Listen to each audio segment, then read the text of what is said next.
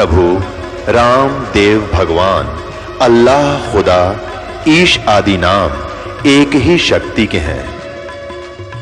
वो कैसा है, कहां है, कैसे मिलता है, किसने देखा है? ये प्रश्नवाचक चिन्ह पूर्ण रूप से हटाने के लिए अवश्य सुनिए जगत गुरु तत्वदर्शी संत रामपाल जी महाराज के अमृत वचन, सर्व पवित्र धर्मों के पवित्र शास्त्रों के आधार पर।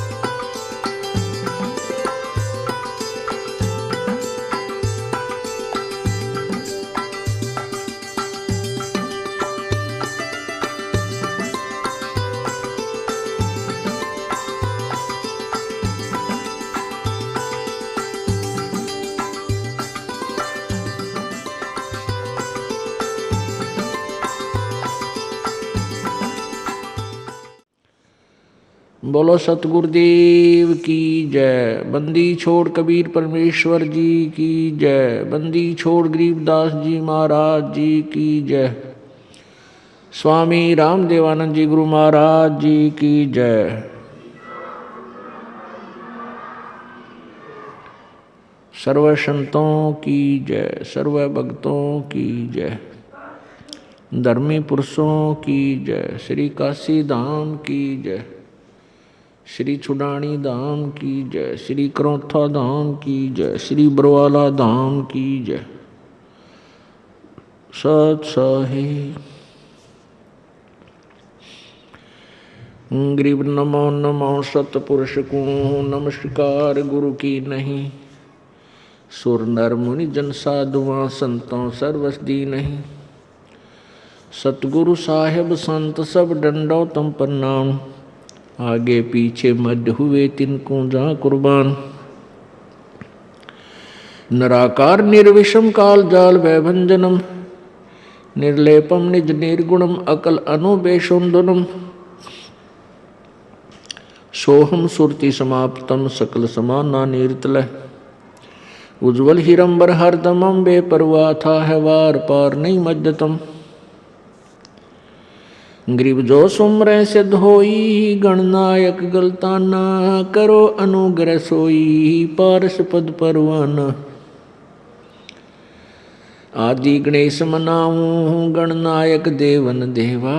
चरण कमल लो लाऊं आदंत करूं सेवा। परम शक्ति संगीतम रिद्धि दाता सोई। अवगत गुण अतीतम सत्य पुरुष निर्मोही। जगदम्बा जगदीशम मंगल रूप मुरारी। तन मन अर्पों शेषम भक्ति मुक्ति भंडारी। सुर नर मुनि जन ध्यावे ब्रह्मा विष्णु महेशा। शेष सहस मुख गावे हैं पूज्य आदि गणेशा।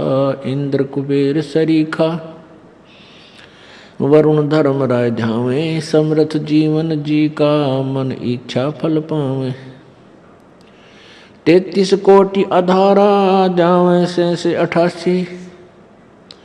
उतरे भव जल पारा कट है यम की फांसी। 33 कोटि अधारा जावे से 88। उतरे भव जल पारा कट है यम की फांसी। सत साहिब कर जोरूं विनती करूं। धरूं चरण पर शीस। गुरु जी राम देवानंद जी महाराज ने दियो नाम बख्शीश। कोटि कोटि सिजदा करूं कोटि कोटि प्रणाम। चरण कमल में राखियो मैं बांदी जाम गुलाम। कुत्ता तेरे दरबार का, मोतिया मेरा नाम। गले प्रेम की जेवड़ी, जहाँ खेचो वहाँ जाऊं मैं। तो करो तो बावड़ू, दूर दूर करो तो जाऊं। जो राखो तो ही रहूं, जो देवो सो खाऊं।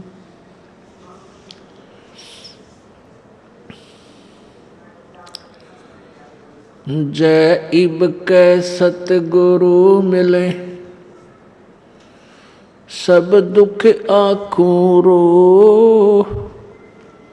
चरणों ऊपर शीस धरूं, कहूँ जो कहनी हो। कबीर साईं मिलेंगे, पूछेंगे कुशलात। आद अंत की सब कहूँ, अपने दिल की बात। गुरु जी तुम ना भूलियो, चाहे लाख लोग मिल जाही। हमसे तुमको बहुत है, तुमसे हमको ना। तुमरे विसारे क्या बने, मैं किसकी शरण में जाऊं। शिव ब्रंच मुनि नारदा, तिनके हृदय न समाऊं। अवगुण किए तो बहुत किए, करत न मानी हारे। बावे बंदा बख्श दियो, बावे गर्दन उतार। अवगुण मेरे बाप जी, बख्शो गरीब निवाज। जो मैं पूत कपूत हूँ, बोर पिता को लाज। मैं अपराधी जन्म का, नक सिख बरे विकार। तुम दाता दुख बंजना, मेरी करो सुबार।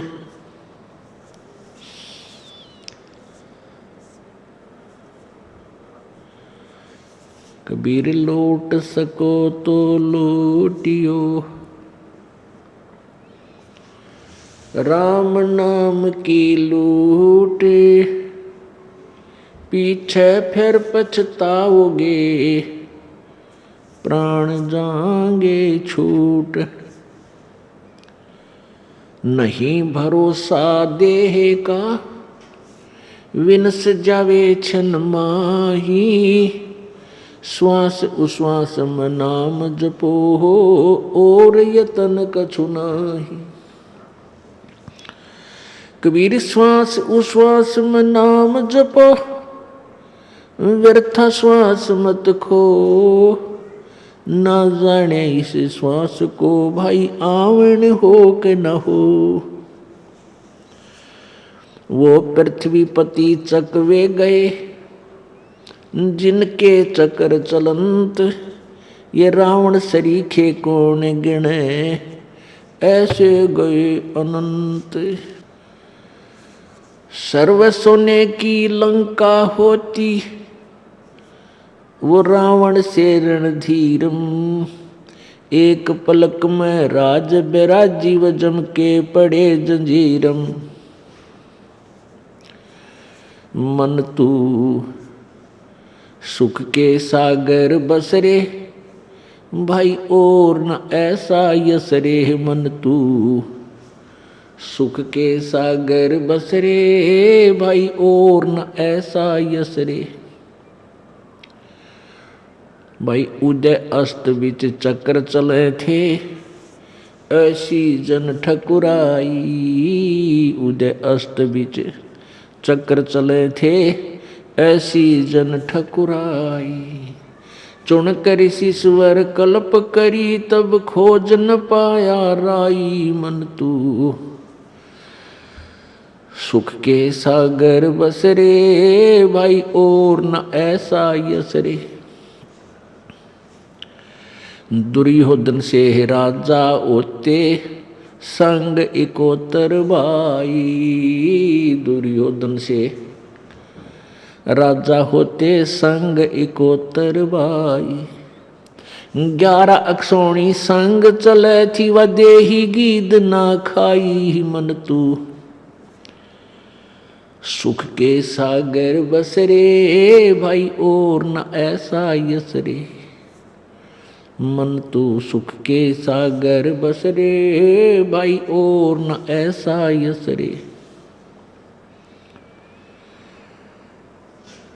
60,000 सगड़ के होते कपिल मुनीश्वर खाए। 60,000 सगड़ के होते कपिल मुनीश्वर खाए। एक सपुत्र उत्तान पात का वो परमात्म पद पाए। मन तू सुख के सागर बस रे भाई और न ऐसा यस रे। मन तू सुख के सागर बस रे भाई और न ऐसा यस रे। भाई काशीपुरी कबीरा होते ताहे लखोरे भाई। काशीपुरी कबीरा होते ताही लखोरे भाई। केसों से बन जा रे जिस कह 9 लख बलद आई। मन तू सुख के सागर बस रे भाई और न ऐसा यस रे। मन तू सुख के सागर बस रे भाई और न ऐसा यस रे। परमपिता परमात्मा सारी सृष्टि के रचनहार,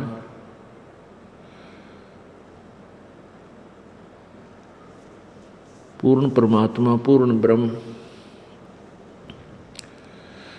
कष्ट निवारक, संकट मोचन, अंगहारी, पाप नाशक, वो कबीर देव हैं, वो कबीर प्रभु हैं। ये वही परमेश्वर हैं जो बनारस में, काशी में 120 वर्ष तक एक जुलाहे की भूमिका करके अपने यथार्थ ज्ञान का, अपने विषय में वास्तविक जानकारी का प्रचार वो स्वयं कर कर गए। पुण्यात्माओं, आप सभी काल के जाल में फंसे हुए हो और इस काल भगवान ने आपको बिल्कुल ज्ञानहीन बना दिया है। इस काल भगवान ने अपने को केवल यहीं तक सीमित कर दिया है कि संतानों उत्पत्ति कीजिए, उसके बाद इनकी परवरिश करो, फिर इनका विवाह कर दो और फिर आप बेशक मर जाओ। पुण्यात्माओं, संतान उत्पत्ति, इनकी परवरिश, विवाह शादी, जो भी फिर इन बच्चों के निमित्त इनके भाग्य में, उनके जीवन में जो कुछ भी घटना घटनी है वो पूर्व निर्धारित है। और हम सभी भी अपने प्रारब्ध को ही पूरा करने के लिए यहाँ आए हुए हैं। प्रारब्ध वो जीवन है, एक मानव जीवन या एक प्राणी जीवन है जिसमें पूर्व जन्म के संस्कारों का ही आपको भोग प्राप्त होता है। उसको आप भक्ति ना करोगे तो भी भोग रहे हैं और भक्ति करोगे तो भी आप उस प्रारब्ध को तो भोग ही रहे हो। जो आपके प्रारब्ध में है वो तो आपको मिलेगा ही मिलेगा।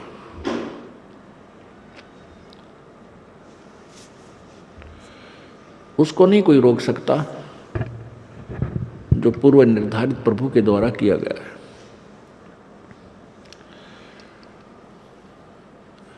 इसके साथ साथ हम परमात्मा की भक्ति साधना शुभ कर्म नहीं करते, ये हमारी भूल है।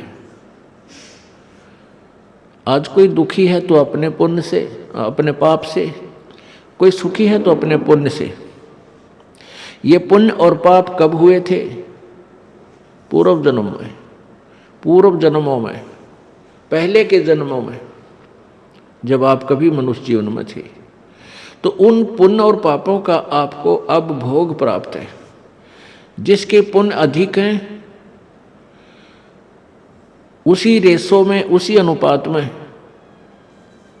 उसके पुण्य अधिक प्रारब्ध में प्रवेश कर दिए गए, मिला दिए गए। जिनके पाप अधिक हैं उनके पाप इस प्रारब्ध में अधिक मिला दिए गए हैं। आपके बहुत से पुण्य ऐसे हैं जो संचित हैं। संचित वो कर्म हैं जो जन्म जन्मांतर में आपने किए और वो इकट्ठे हुए आपके अकाउंट में बैलेंस हैं, शेष हैं। तो यहाँ दोनों ही कर्म भोगने पड़ते हैं। जब तक हम पूर्ण परमात्मा की सत्साधना परम संत से लेकर नहीं करते तो पुण्य भी भोगने पड़ते हैं और पाप भी भोगने पड़ते हैं। और ये काल भगवान आपके प्रारब्ध को कैसे रचता है? आपके पुण्यों के एवरेज ले लेता है, रेशो लेता है, पापों की भी रेशो लेता है। दोनों को मिलाकर के आपका जीवन निर्धारित हो जाता है। जिनके पाप घने हैं वो दुखी घने, जिनके पुण्य अधिक हैं वो आज सुखी नजर आते हैं। उनके पास कार, कोठियां, संपत्ति, संतान अच्छी है। पुण्यात्माओं, ये प्रारब्ध तो प्रत्येक प्राणी भोग ही जाता है, चाहे वो परमात्मा का नाम बिल्कुल भूलकर भी नहीं लेता। और ये भी कहते हैं कि हम भगवान को नहीं मानते, परमात्मा कहीं नहीं है, क्योंकि वो नास्तिक हो चुके हैं। नास्तिक वो प्राणी होते हैं जो जिनको कोई बचपन से ही ठीक मार्गदर्शन यानी आस्तिक परिवार नहीं मिलता या कोई साधु संत उनको नहीं मिलते। जो बिल्कुल नास्तिक हैं, शराब पीते हैं, मांस खाते हैं, बकवाद गढ़ते हैं और वो आजीवन सुखी नजर आते हैं, जो यहाँ का हम सुख मानते हैं, और मर भी आसानी से जाते हैं। उनकी मृत्यु भी विशेष कष्टदायक नहीं होती है। और कुछ ऐसे भक्त भी होते हैं जो भक्ति भी कर रहे हैं किसी ना किसी इष्ट देव की, और वो दुखी भी हैं और भक्ति भी कर रहे हैं। अब जो दुखी हैं वो भक्ति इसलिए करते हैं कि हम सुखी हो जाएं, वो उनकी मजबूरी है। और लेकिन वो सुखी भी नहीं होते और दुखी भी होते रहते हैं, और फिर उनकी दुर्गति से मृत्यु भी होती है। ये उसका प्रारब्ध था।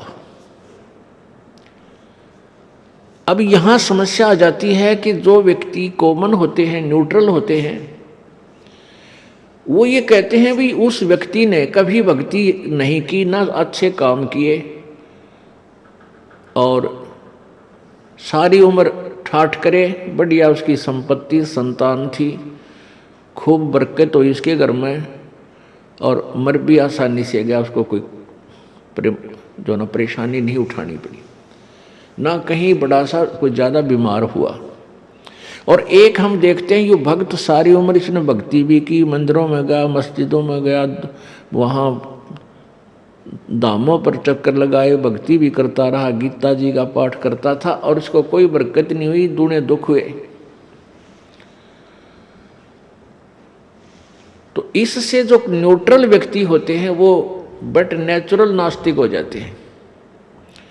वो ये सोचते हैं बताइए भक्ति करा करता रही, इसने करी कोई ना, ये ठाठ से रहा रही, इसकी दुर्गति हो रही, तो क्या दे रहा इस भक्ति में, क्या रखा इस भक्ति में। तो पुण्यात्मा, ये तो है कॉमन सोच, अपनी साधारण व्यक्ति की, अपने लेवल की, अपने स्तर का ज्ञान है, ये लोक वेद है। इन सभी धारणाओं को सेट करने के लिए, सभी धारणाओं को सुचारू करने के लिए भी कौन से काम करने चाहिए, कौन से ना करने चाहिए, और वो जो व्यक्ति सुखी रहा सारा जीवन ठाठ किए, वो उसमें क्या राज था, और जिसने भक्ति भी की दुर्गति रही उसमें क्या राज था। इसका निर्णय संत देते हैं, सतगुरु के विचार देते हैं, परमात्मा के सदग्रंथ देते हैं, परमात्मा का विधान बताएगा। तो उसको हमने मानना चाहिए, उस पर आरूढ़ हो जाना चाहिए। फिर हम अपनी दंत कथाओं को आगे नहीं लाना चाहिए, उसमें वो आगे नहीं अड़ानी चाहिए। तो जब हमें पूर्ण ज्ञान होगा, तत्व ज्ञान हमें हो जाएगा, फिर ये सभी इस प्रकार की जो शंकाएं हैं ये मन में कभी नहीं उठेंगी। तो पुण्यात्माओं, प्रारब्ध तो प्रत्येक प्राणी अपना भोग ही रहा है और भोगता रहेगा। इसके साथ साथ हमने एक अति आवश्यक कार्य और करना चाहिए था, जिसको हम नहीं कर पाए, कारण कुछ भी रहा। वो अति आवश्यक कार्य है परमात्मा परमेश्वर पूर्ण ब्रह्म की भक्ति, शास्त्र अनुकूल परम संत से लेकर के गुरु धारण बना करके, यानी पूर्ण संत। इन नकली संतों से, अधूरे जो कथित संत हैं, इनसे उपदेश लेने मात्र से भी लाभ कतई नहीं होगा। अब जैसे वो व्यक्ति भक्ति भी करता था दूसरा, और एक नहीं करता था, एक वो सुखी भी रहा, दूसरा भक्ति करते करते भी दुखी रहा। तो प्रथम तो उसके प्रारब्ध था, उसके दुख थे, उसमें पाप गणे कर रखे थे किसी जन्म में, वो उसने भोगे। और दूसरा, उस व्यक्ति के पास शास्त्र अनुकूल साधना नहीं थी, पूर्ण परमात्मा की नहीं थी। जब तक आप पूर्ण परमात्मा, पूर्ण ब्रह्म, सत्य पुरुष कबीर देव की, कबीर परमात्मा की भक्ति नहीं करोगे परम संत लेकर यथार्थ मंत्रों से, तब तक आप अपना प्रारब्ध तो भोगते रहोगे, जैसा किया वैसा कर्म भी भोगोगे। अन्य किसी भी देव की, किसी भी भगवान की आप जी पूजा करते हो, उससे आपके, ठीक है, पुण्य और भक्ति कर्म जो उस स्तर के हैं वो तो इंक्रीज हो जाएंगे, वो पुण्य तो बढ़ जाएंगे, लेकिन आपके गुड अकाउंट में लिख दिए भी जाएंगे। लेकिन आपके प्रारब्ध के कष्टों में, संकटों में कोई परिवर्तन नहीं कर सकते, नहीं हो सकता, क्योंकि वो प्रभु जिनकी आप साधना करते हो वो अंगारी नहीं है, वो पापों के शत्रु नहीं है, वो बंदी छोड़ नहीं है, वो बम्बारी नहीं है। इसलिए हमने उस परम पिता परमात्मा पूर्ण ब्रह्म की वो सत्य भक्ति करनी पड़ेगी, जिससे हमारे पाप भी नाश हों, प्रारब्ध में हमारे जो कष्ट लिखे हुए हैं उनको भी परमात्मा नाश करे। पुण्यात्माओं, परमात्मा की प्राप्ति भक्ति हम इसी उद्देश्य से करने लगते हैं कि प्रथम तो हम ये चाहते हैं कि भाई भगवान हमारा कल्याण करे, साधना भक्ति करने से हमारा कल्याण हो। कल्याण का क्या तात्पर्य है? कल्याण का अर्थ है कि हमें हर प्रत्येक, जैसे प्रत्येक दिशा में हम सुखी हों, ना कोई आपत्ति आवे, ना कोई कष्ट भोगना पड़े, और पूर्ण मोक्ष हो। कल्याण का अर्थ होता है कति छुटकारा हो जाए, हम बिल्कुल दुखों से दूर हो जाए, उसको कल्याण कहते हैं। अब कति छुटकारा क्या हो? कोई पाप, कोई दुख ना हो, और दुख तब तक बना रहेगा जब तक आपका जन्म मृत्यु है, क्योंकि यहां जब आपका प्रारब्ध बनकर आओगे तो पुण्य और पाप दोनों होंगे। उन पुण्य और पापों के साथ साथ आपको अन्य भी आपदाएं, प्राकृतिक आपदाओं का भी सामना करना पड़ता है। यहाँ अन्य प्राणी जो हिंसक प्राणी हैं वो भी आपको बाधा करते हैं, और दुष्ट प्रकार के व्यक्ति भी जो मनुष्य शरीर में आए हुए हो, नीच प्राणी, वो भी आपको तंग करने में कसर नहीं छोड़ते हैं। तो जब तक आप यहाँ आते रहोगे, जन्मते मरते रहोगे, आप सुखी नहीं हो सकते। ये सुख हो ही नहीं सकता, क्योंकि मां के पेट में दुख पान लगाए प्राणी। माँ के गर्भ में ही इतना कष्ट ये उठाता है कि ऊपर ने तो पैर होते हैं, नीचे को सिर, और फिर वो बच्चा अंदर उसको बहुत पीड़ा होती है। आत्मा जो है ये, इसके अंदर युगों युगों के संस्कार फीड हैं। आत्मा के अंदर अंतःकरण में एक कंप्यूटर है जिसमें कोड वर्डों में अनंत असंख्य जन्मों के आपके सभी संस्कार उसके अंदर डिपॉजिट हैं, फीड हैं, जमा हैं। और जब ये प्राणी माँ के पेट में होता है, इसको सब याद आ जाते हैं। 9 महीने तक उल्टा सिर नीचे को, पैर ऊपर न, और माँ के पेट में ऐसे घूमता रहता है, चक्कर काटता। चक्कर क्यों काटता है? क्योंकि इसको अंदर से, इसके कच्चे शरीर पर बहुत ऐसे पीड़ाएं होती हैं। क्योंकि एक तो शरीर इंक्रीज होता है, और फिर अंदर ऐसे जैसे माता कोई आहार करती है, उसका भी अंश उस बच्चे के कच्चे शरीर पर मिर्च है, लवण है, ये ऐसे असर करता है, ऐसे डंक से लगते हैं उसको जैसे मच्छर काटते हैं। उस पीड़ा को समाप्त करने के लिए मचलता है, तो वो घर्षण से, माँ के पेट के अंदर से घर्षण पैदा करके, घर्षण के द्वारा घूम घूम के उस पीड़ा को ये समाप्त करने की चेष्टा 9 महीने करता रहता है। और उस समय ये प्रार्थना करता है, परमात्मा मेरे से जो भूल हुई अब मुझे याद आ गई।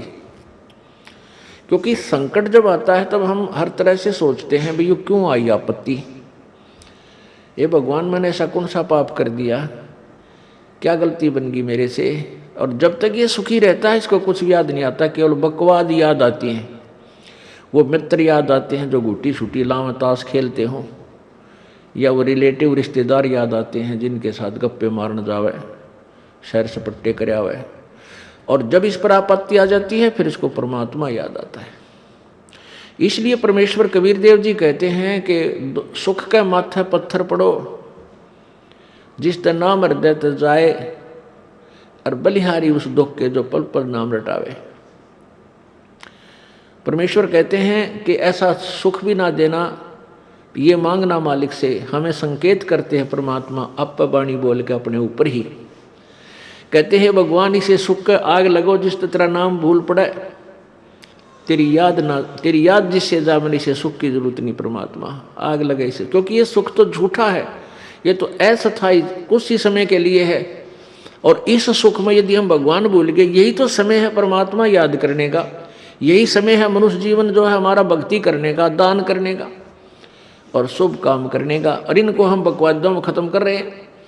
तो ये सुख जो आज है स्थायी है, ये पिछले पुण्य से है, और हमने उस सुख की जरूरत नहीं परमात्मा जो हमारे इस भक्ति मार्ग से दूर कर दे, आपसे दूर करे।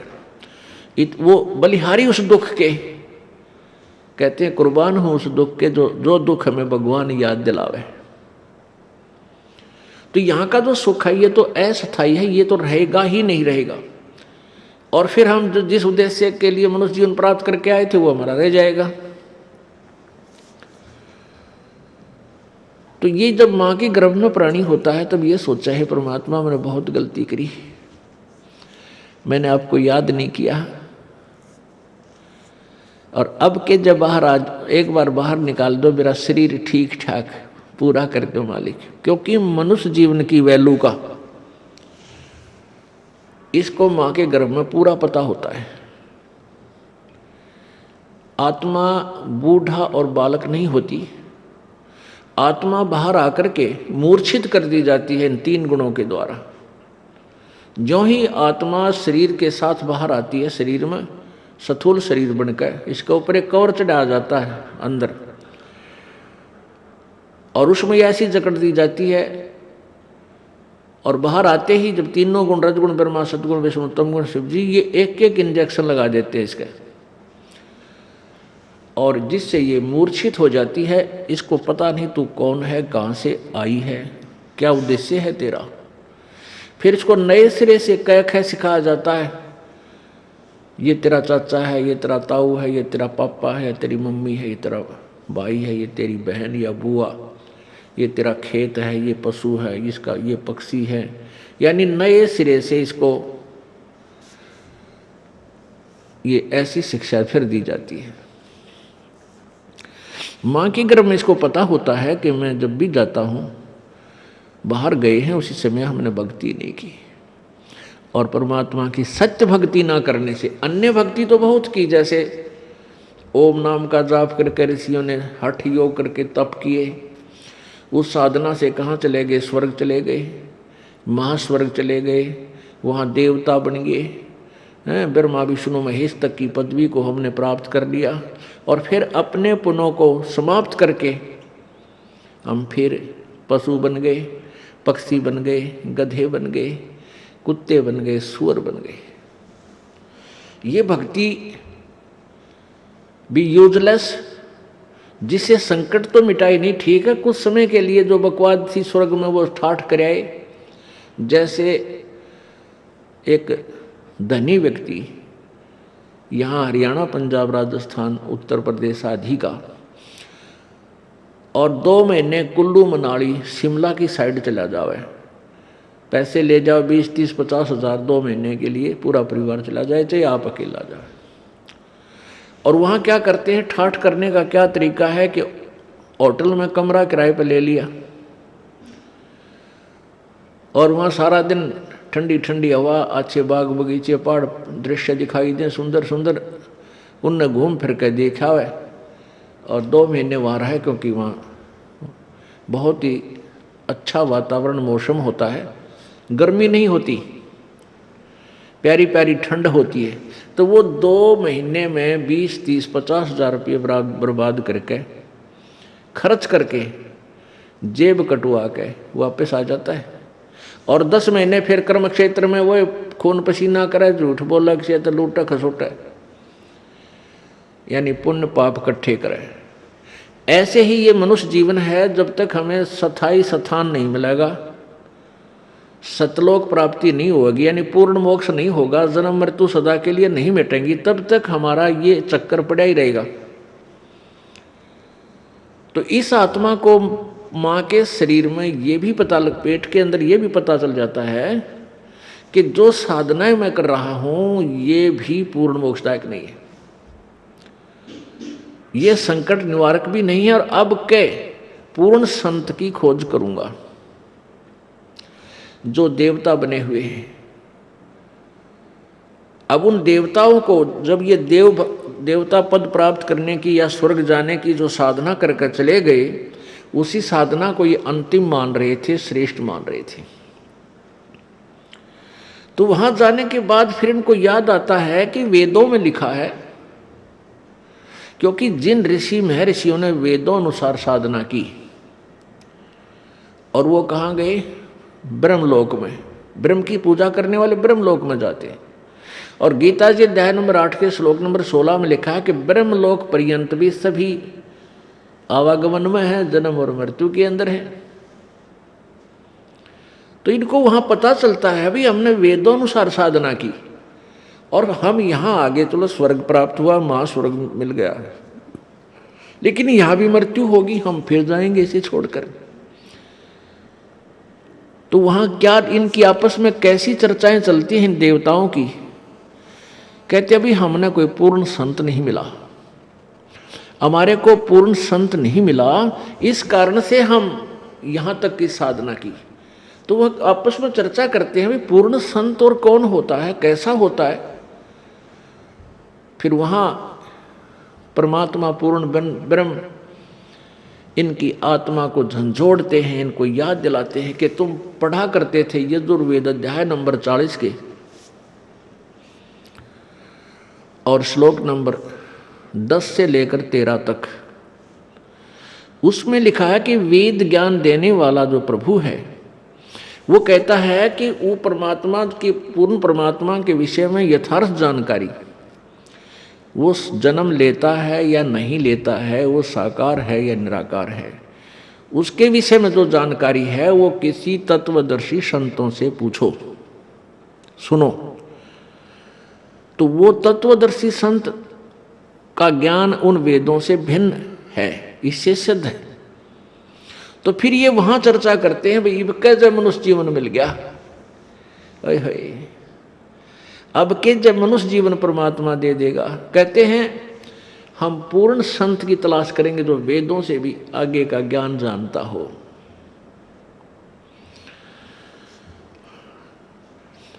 अब परमात्मा अपनी सच्चिदानंद घन की वाणी में 5वें वेद में कहते हैं, इस देही को देवालोचे तू नर क्यों उकलाता। जैसे कई व्यक्ति दुखी हो जाते हैं अपने प्रारब्ध के पापों से, संकट के ऊपर संकट, संकट के ऊपर संकट आ रहा है, तो वो क्या दुखी होकर के क्या धारणा करते हैं, हे भगवान आत्महत्या कर लो। इसके विषय में परमेश्वर अपनी वाणी में कहते हैं, इस देही को और देवता लोचे तू नर क्यों उकलाता। इस मनुष्य शरीर को तो देवता भी तरस रहे हैं जो तुझे प्राप्त हुआ है, और तू इससे क्यों उकलाता है, यानी इससे क्यों छक लिया। अब इससे दुखी होकर तू इसको नाश करने जा रहा है, इससे अच्छा कोई संत तलाश कर, भक्ति कर, पूर्ण संत की खोज कर। अब यहां इन जालिमों ने क्या जुल्म कर रखा है, ये नकली संतों ने, ये असली संत तक जाने नहीं देते। जगह जगह इन ठगों ने अपनी दुकानें खोल ली, ना इनको कह का पता, ना भगवान का पता, ना भक्ति का ज्ञान, और लंबे चौड़े आश्रम बना लिए और ऐसी मार्मिक बातें लिख दी। सचखंड की सड़क, वो तरह का जो सचखंड, सतलोक की सड़क माने सीधा रास्ता, पक्की, जिसमें कोई बाधा ना हो। तो श्रद्धालु तो फिर जाएगा भाई, जिसको रोग है, जिसको चाह है परमात्मा की, वहां जा फंसे नकलियां के पास। पूर्ण मोक्ष मार्ग इसी आश्रम में प्राप्त होता है। इस तरह के पता नहीं कितने संत बने हुए हैं। तो ये सबसे बड़ा काल का जाल है, ये नकली संतों का होना। तो कहने का भाव ये है कि देवता भी इस मानव शरीर को तरफ रहे होते हैं कि कभी मानव शरीर मिले, पूर्ण संत खोज करूं और भक्ति करूं। जैसे आप हाथी को देखते हो, हाथी ऐसे सिर मारता चलता है। अब हाथी को नेक्स्ट जीवन, अगला जीवन दिखाई देता है कि इसके बाद मैं के बनूंगा, गधा बनूंगा या कुत्ता बनूंगा या सुअर बनूंगा या मानव बनूंगा। तो सिर मारता चलता है। किस समय सिर मारता है? जब वो पकड़ दिया जाता है, जब वो किसी मनुष्य के काबू आ जाता है, उसके ऊपर बैठ के इतना लंबा छुरा लेकर, अंकुश लेकर बैठ जाता है, उसका सीधा ठोकर जट बकवाद करता है, तो तब वो सिर मारता चलता है नो, खड़ा खड़ा भी सिर मारता रहता है। अब वो ये सोचता है वह बड़ा फंसा है, बहुत फंसा मैं, और जय इब का मनुष्य शरीर मिल गया तो पूर्ण संत की, पूर्ण परमात्मा की भक्ति करूंगा। पूर्ण संत की खोज करके और सही भक्ति करके अपना पीछा छुड़वाऊंगा। अब परमात्मा यहाँ क्या बताना चाहते हैं कि जो कुंजर सिर धुनत है, अगला जन्म सुझंत, इब कहेल नर करत सेव पूरे संत। हाथी मन में सोच रहा होता है कि यदि अब की बार मनुष्य जीवन मुझे मिल गया तो पूरे संत की खोज करूंगा। अब परमात्मा फिर उसके ऊपर एक और कहते हैं कि हाथी अर्थात ये आत्मा मन के संयोग से इतनी ढीठ होगी। हाथी के विषय में कहते हैं कि हाथी तभी तक सिर पटक रहा है, धुन रहा है, जब तक यो बंद में आ गया और मनमानी इसको मस्ती नहीं कर पा रहा। इसलिए ये भगवान याद कर रहा है और ईब छोड़ दे इसने अब इसको खोल दे यहाँ से और जंगल की तरफ कर दे। कति भगवान याद ना करे, उड़ा खावा केड़े के पेड़ा नर मार मस्तिर फुर फुर नावर ठाठ करे नरी को बद करे, कति सर नहीं दोने ना इसका याद आवा भगवान, हालांकि इसको पता भी है।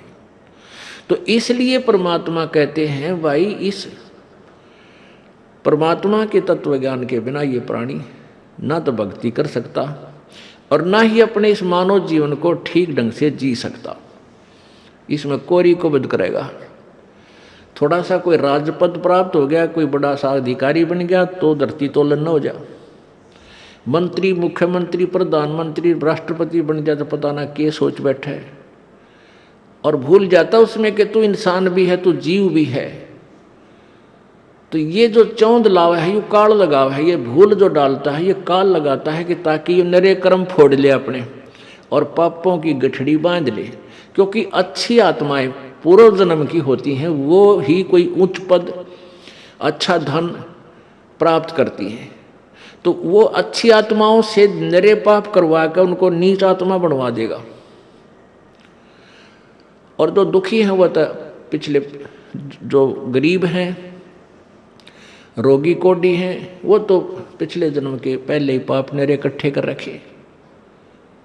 तो पुण्यात्माओं, तत्व ज्ञान से हमें ये जानकारी होगी कि पूर्ण संत हमें मिला है, उनसे हम भक्ति लेकर साधना, सत साधना करें और मर्यादा में रहेंगे तो हमारे पाप कर्मों से आने वाले प्रारब्ध के जो कष्ट हैं वो पाप भी कट के हमें सुख होगा। यानी आप पर आने वाली आपदाएं, संकट भी दूर होंगे, आप निर्धन भी नहीं रहोगे, आप धनी बन जाओगे। एक तो आप यहाँ के भौतिक सुख के, भौतिक धन के धनी बनोगे और आध्यात्मिक धन के भी आप धनी बनोगे। आप दोनों ही धनी इस परमात्मा की सत्य साधना से। कौन से परमात्मा की? उस पूर्ण ब्रह्म की। गीता जी अध्याय नंबर 15 के श्लोक नंबर 1 से 4 तक ये बताया गया है कि ये संसार रूपी एक उल्टा लटका हुआ वृक्ष जानो, और वृक्ष की ऊपर को जड़े मानो। ऊपर अर्श कुर्श पर, अर्श माने आसमान पर, कुर्श माने उसके कॉर्नर पर, आखिरी छोर पर, अर्श कुर्श पर श्वेत गुमज है। और जहां परमेश्वर का डेरा, जहां कबीर परमात्मा का डेरा स्थान सतलोक है, अरस यानी आसमान के अंतिम छोर पर, ऊपर में, कति चोटी में, सुन शिखर में, तो वहां परमात्मा रहता है सतलोक में। तो ऊपर को तो जड़ है, यानी वहां से तो सबकी उत्पत्ति हुई है।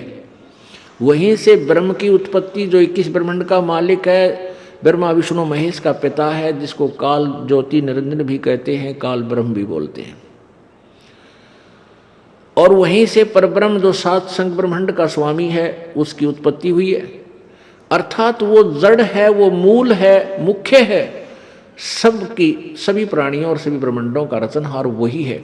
तो वो ऊपर को जड़ वाला, तो ये आदि पुरुष परमेश्वर यानी पूर्ण ब्रह्म रूपी तो जड़ समझो इस संसार रूपी वृक्ष की, और नीचे को ये तीनों गुण रूपी शाखा, रजगुण ब्रह्मा, सतगुण विष्णु, तमगुण शिव जी, ये शाखाएं हैं।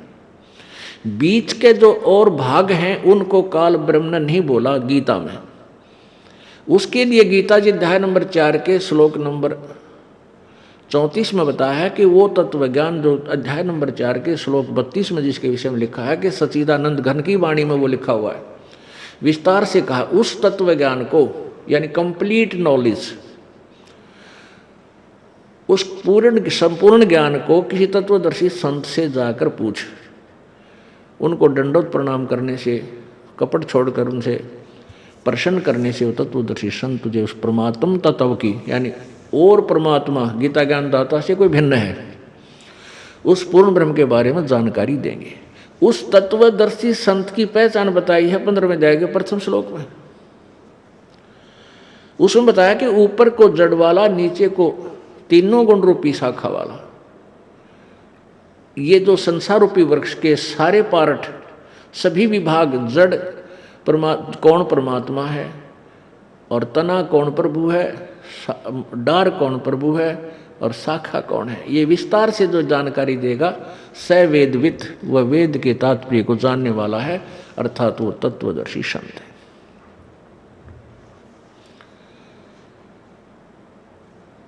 अपुण्यात्माओं, परमेश्वर स्वयं आए थे।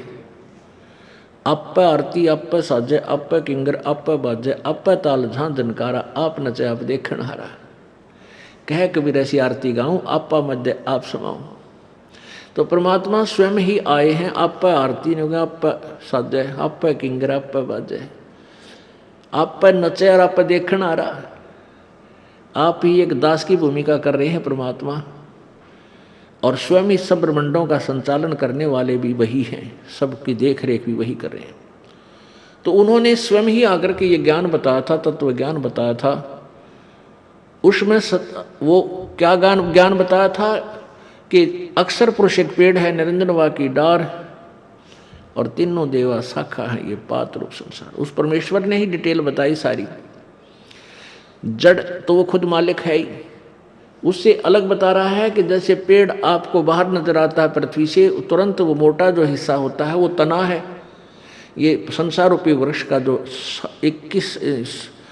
7 संग ब्रह्मांड का जो अक्षेत्र है, उसका मालिक है, उसको तो समझो तना है, और वो है परब्रह्म यानी अक्षर पुरुष। उससे फिर आगे मान लीजिए तना का एक डार निकलती है मोटी, उसको समझो ये क्षर पुरुष, अक्षर यानी सर पुरुष यानी ब्रह्म ज्योति निरंजन कहो, इसे काल कहो।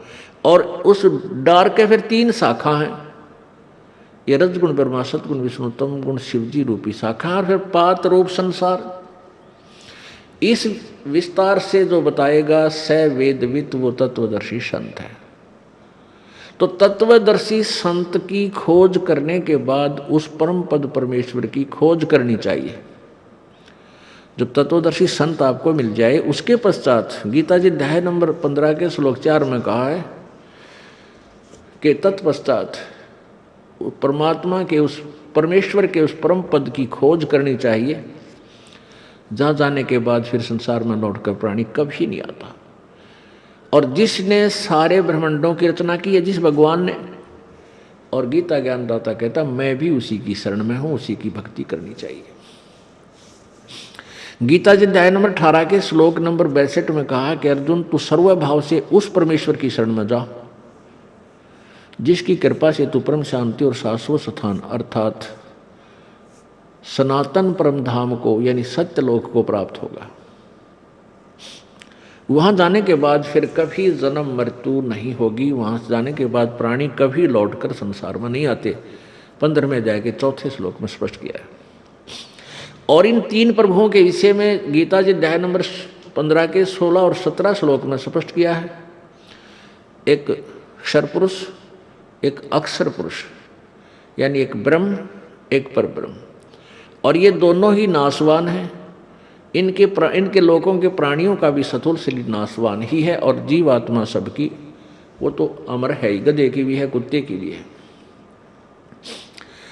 फिर 17वें श्लोक में 15वें अध्याय के गीता जी में कहा है कि उत्तम पुरुष है, पुरुष माने प्रभु, उत्तम पुरुष है तो अन्य परमात्मा इति उदाहरते हैं।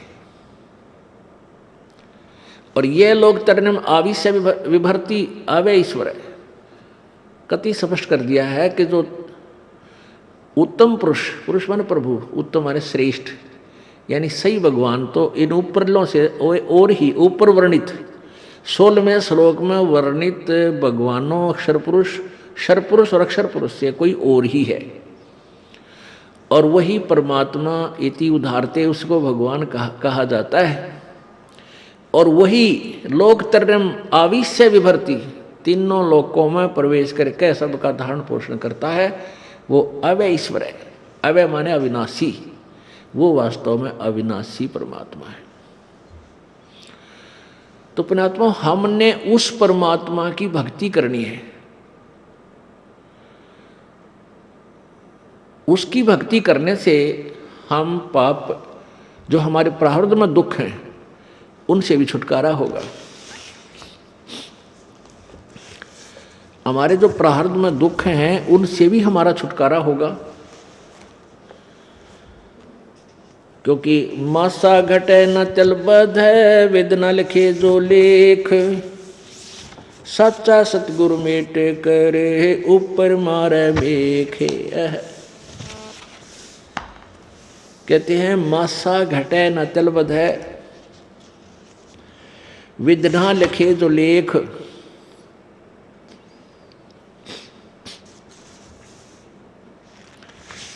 और सच्चा सतगुरु मेट के ऊपर मार दे मेघ। आपके प्रारब्ध में जो भी लिख दिया गया है, आपका जो मनुष्य जीवन आपको प्राप्त है, इसमें जो कुछ भी लिखा गया है इसमें कोई परिवर्तन नहीं हो सकता। मासा घटे न चल बध है, वेद न लिखे जो लेख, जो परमात्मा ने आपके भाग्य में लिख दिया उसमें कोई परिवर्तन नहीं हो सकता। कब तक? जब तक आप पूर्ण परमात्मा की भक्ति नहीं करोगे, परम संत की खोज नहीं करोगे, तब तक आपका प्रारब्ध का दुख, आपका संकट निवारण नहीं हो सकता। तो उसके लिए आपने संत की खोज करनी पड़ेगी, परम संत की, और परम संत हमें मिलेगा तभी हमारा छुटकारा होगा। पुण्यात्माओं, मानुष शरीर दुर्लभ है, मिले न बारंबार, और वही तरवर से पत्ता टूट जाइयो फिर नहीं लागे डार। इस सबसे पहले तो हमने इस मनुष्य जीवन की वैल्यू से, इसकी कीमत से परिचित होना चाहिए। ये कितना अनमोल है, ये कितना बहुमूल्य है। जब हम इसकी कीमत से परिचित होंगे तभी हम भक्ति कर पाएंगे। क्या बताते हैं कि कहता हूँ कई जात हूँ, कहूँ बजा के ढोले, श्वास जो खाली जात है ये तीन लोक का मोल। एक मानव शरीर का जो श्वास है, ये एक श्वास भी कहते तीन लोक के तुल्य, क्योंकि हम तीन लोक वह हमारे लिए तो बहुत बहुत ज़्यादा है। इसलिए परमात्मा ने हमें समझाने के लिए उदाहरण दिया है ये, कि जैसे एक गांव का सरपंच बन जाता है, उसको सैकड़ों हजारों आदमी सरपंच साहब राम राम, सरपंच साहब नमस्ते, इतनी प्रभुता हो जाती है उस व्यक्ति की, और वो फूला नहीं समाता। और जब वो बन जाए एमएलए, कोई व्यक्ति एमएलए बन जाता है, कुछ क्षेत्र का मुखिया बन जाता है वो, उसको तो फिर न जाने कितने व्यक्ति, कर्मचारी, अधिकारी सारे सलूट मारे, फिर वो फूल जाता है। और एक बन जाए मुख्यमंत्री एक प्रांत का, फिर तो कहना है कि वो तो धरती पर पाए ना टेके। और बन जाओ प्रधानमंत्री एक टुकड़े का, एक देश का, छोटे से का या बड़े का, तो उसके माइंड की सोच है, वो तो सातवें आसमान पर घूमता है। फिर वो अपने आप को जीव नहीं समझता, क्योंकि उसके शब्द में, उसके वचन से ही ना जाने सबके में हिलता नजर आता है उसको। तो परमात्मा कहते हैं अगर पृथ्वी का एक राजा हो तो वो उसकी कितनी प्रभुता होगी, उसके दिमाग में क्या सोच होगी, और उसकी कितनी वो अपनी वैल्यू समझता है। और ऐसे ऐसे पृथ्वी लोक, स्वर्ग लोक और पाताल लोक, इन तीनों का, तीनों की कीमत आप लगाओ कितनी होगी। और परमात्मा कहते हैं तुम्हारा मनुष्य जीवन का एक श्वास जब भक्ति बिना जाता है, सच्चे साधना बिना जाता है, तो इतनी कीमत है इसे एक श्वास के सिमरण की। अब इस कीमत को, इस मूल्य को केवल आप ही लगा सकोगे, अन्य व्यक्ति नहीं। क्योंकि आप सत्संग में आने से जौहरी बनोगे, लाल की परख करने लगोगे, तब आपको इसकी कीमत का अलग से पहचान होगी, तुरंत महसूस होगी कि हाँ सत्य बात है। तो ऐसे महंगे मोल का एक सांस भी जावे और 3 लोक नहीं पटतरे क्यों धूल मिलावे। पटतरे माने बराबर नहीं। आप नित्यनियम में भी पढ़ते हो, अपने नित्यनियम के अंदर आपको बहुत कुछ विज्ञान है। विज्ञान माने तत्व ज्ञान है, विशेष ज्ञान है।